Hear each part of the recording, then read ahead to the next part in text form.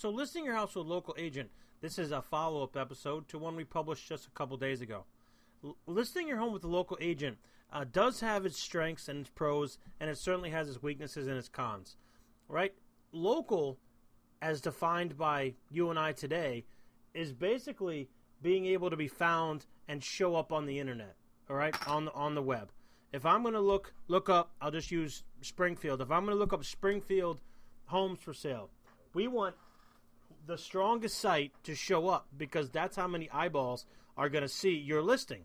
So with the growth of Realtor, Zillow, Trulia, and the maximum internet exposure that most other real estate agent sites provide you, it's really about leveraging the technology and leveraging the internet to get your home the maximum amount of exposure.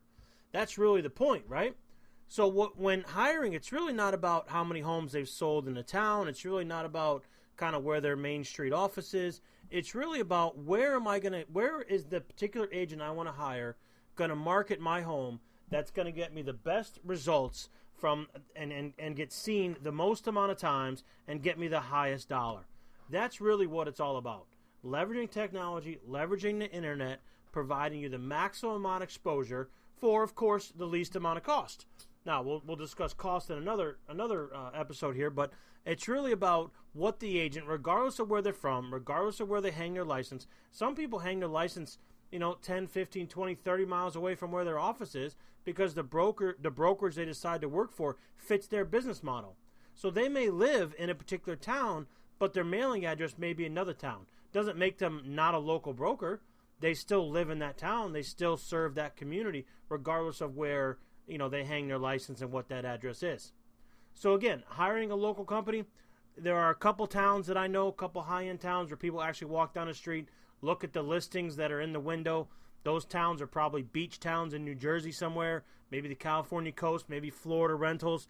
But in suburban America here, people aren't seeking out Main Street, walking down Main Street and looking at the listings that are in the window that says, oh, gee, this is a local broker. This is a local house. Why don't we knock on the door and go in here and look at this house? That's really not how it works. It starts online with the big three, the big four. The consumer sees the house they like, and they make the trip regardless of who lists it, regardless of how it got there.